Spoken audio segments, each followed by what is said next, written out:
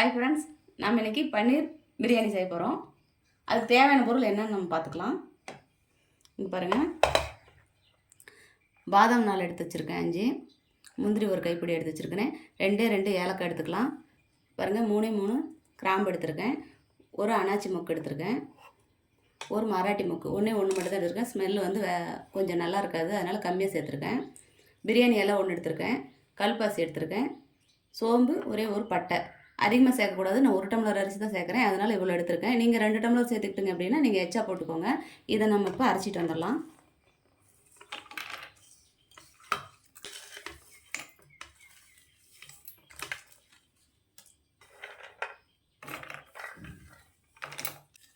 இதை நம்ம இப்போ பொடி ஏற்றிட்டு வந்துடலாம். அதை நம்ம அரைச்சி பேஸ்ட் பண்ணி வச்சாச்சு. இப்போ நம்ம இன்னொன்று அரைக்கணும். பாருங்கள், இஞ்சி சேர்த்துக்கலாம், ஒரு கைப்பிடி பூண்டு சேர்த்துக்கலாம், பச்சை மிளகா சேர்த்துக்கலாம். இது வந்து சீனி மிளகான்னு சொல்லுவாங்க, ரொம்ப காரமாக இருக்கும் இந்த மிளகா. ஒரு 10 பச்சை மிளகா சேர்த்துக்கலாம், கூடவே பெரிய வெங்காயம் சேர்த்துக்கலாம். வெங்காயம் சேர்த்தாச்சு. இதை நம்ம இப்போ அரைச்சிட்டு வந்துடலாம். நாம் இப்போ குக்கரில் தான் செய்ய போகிறோம். குக்கர் வச்சுருக்கேன், எண்ணெய் சேர்த்துக்கலாம். இப்போ நம்ம பாத்திரத்தில் வச்சு வடிக்கிற மாதிரி கூட செய்யலாம், அது இன்னும் நல்லாயிருக்கும். நம்ம இப்போ அப்படி செய்யலை. நெய் சேர்த்துக்கலாம், 1 ஸ்பூன் நெய் சேர்த்துக்கோங்க. எண்ணெய் நெய்யில் சூடாயிடுச்சு. இப்போ நம்ம அரைச்சி வச்சுருக்கிற வெங்காயம், பச்சை மிளகா, இதெல்லாம் சேர்த்துக்கலாம்.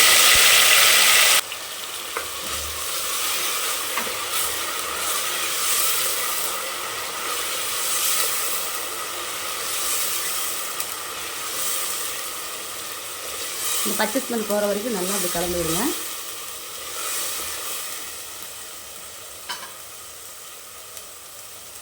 பாருங்கள், இந்த மாதிரி பாஸ்மதி ரைஸ் எடுத்து நான் 1 டம்ளர் ஊற வச்சு எடுத்து வச்சுருக்கேன். 1/2 மணி நேரம் நம்ம ஊற வச்சுருக்கோம்.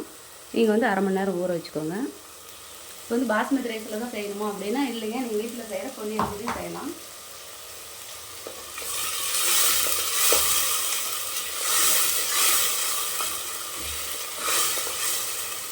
நம்ம பாஸ்மதி ரைஸுக்கு வந்து 1 டம்ளர் அரிசிக்கு 1 டம்ளர் தண்ணி தான் வைக்க போகிறோம். இதே நம்ம வீட்டில் செய்கிற அரிசியாக இருந்தால் 1 டம்ளர் அரிசிக்கு 2 டம்ளர் தண்ணி வைப்போம். இது மட்டும் தண்ணியாக தான் நம்ம சேர்க்கணும்.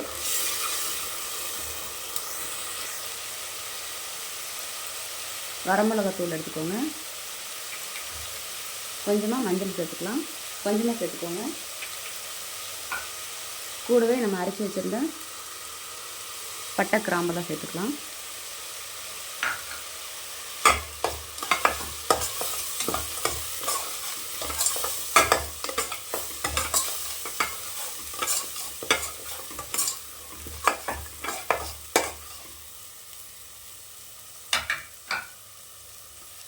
இது கூட ஒரு கைப்பிடி புதினா சேர்த்துக்கோங்க.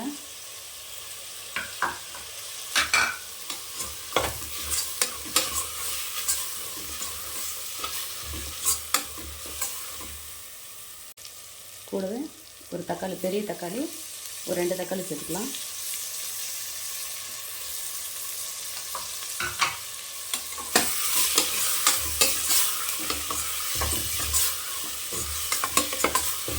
தக்காளி நல்லா வதங்கி இருக்கும். 2 ஸ்பூனுக்கு மேலே, பெரிய டீஸ்பூனில் 2 ஸ்பூனுக்கு மேலே தயிர் சேர்த்துருக்கேன்.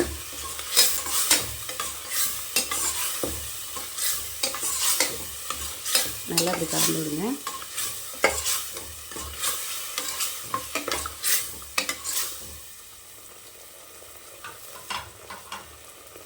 பாருங்கள், பன்னீர் பாருங்கள், இந்த மாதிரி நம்ம இப்போ 1 டம்ளர் அரிசிக்கு நான் 100 கிராம் பன்னீர் எடுத்துருக்கேன். 2 டம்ளர் அரிசியாக இருந்தால் நம்ம 200 கிராம் பன்னீர் சேர்க்கணும். பாருங்கள், இந்த மாதிரி இருக்கணும், அப்போ தான் நல்லா டேஸ்டியாக இருக்கும். இப்போ கல்லுப்பு சேர்த்துக்கலாம்.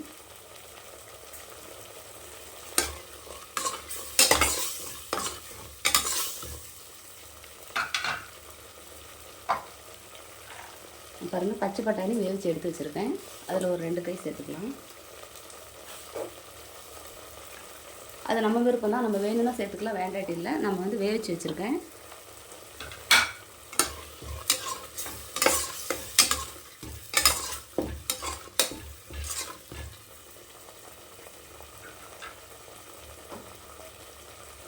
இப்போ நம்ம இந்த பன்னீரையும் சேர்த்துக்கலாம். இதுலேயே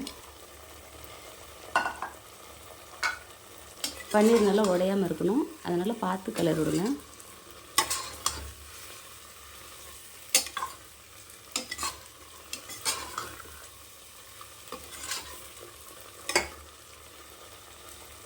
பச்சை ஸ்மெல் எல்லாம் போகட்டும். நான் 1 டம்ளர் அரிசிக்கு 1 டம்ளர் தண்ணி தான் சேர்த்துருக்கேன்.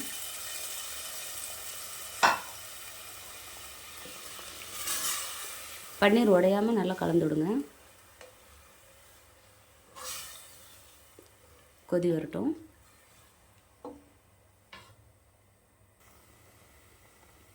பாருங்கள், இப்போ நல்லா கொதி வருது.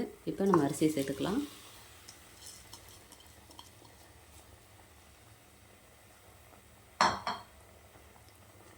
அரிசி வந்து நல்லா உடையாமல் இருக்கணும். ரொம்ப கலரக்கூடாது. லைட்டாக அப்படி கிளறி விடுங்க.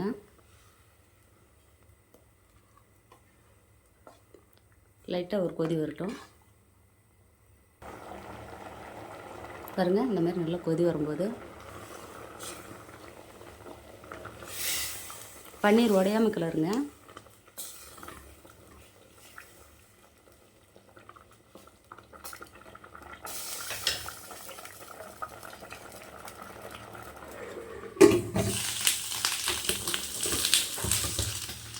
ஒரே ஒரு விசில் மட்டும் விட்டால் போதும். இந்த அரிசிக்கு வந்து நம்ம ஒரு விசில் தான் விடணும். நம்ம வீட்டில் செய்கிற பொன்னி அரிசிக்கு நம்ம 2 விசில் 3 விசில் நமக்கு எப்படி அது வேகணுமோ அந்த மாதிரி நீங்கள் விட்டுக்கலாம். இதுக்கு 1 போதும். விசில் அடங்கிடுச்சு. ஓப்பன் பண்ணி பார்க்கலாம். பாருங்கள், நல்லா சாஃப்டாக சூப்பராக வெந்திருக்கு. பாருங்கள், உடையக்கூடாது. பாருங்கள், பன்னீர்லாம் அப்படியே இருக்குது. கொஞ்சமாக நெய் சேர்த்துக்கலாம். நெய் வந்து இந்த ஹீட்லேயே நல்லா கரைஞ்சிரும். பன்னீர் பிரியாணி ரெடி ஆயிடுச்சு. இதேமாதிரி நீங்களும் உங்கள் வீட்டில் செய்யுங்க. செஞ்சு பார்த்துட்டு எப்படி இருக்குன்னு எனக்கு ஒரு கமெண்ட் பண்ணுங்கள், லைக் பண்ணுங்கள், ஷேர் பண்ணுங்கள், ஒரு சப்ஸ்கிரைப் பண்ணிடுங்க. நம்ம சாதா ரைஸில் கூட செய்யலாம். பாருங்கள், சாதம் எப்படி உதிர்ந்து இருக்குது பாருங்கள். நல்லா அப்படியே சேமியா மாதிரி இருக்குது பாருங்கள். இப்படி தான் இருக்கணும். அரிசி நல்ல குவாலிட்டியாக வாங்கிக்கோங்க, அப்போ தான் நல்லாயிருக்கும்.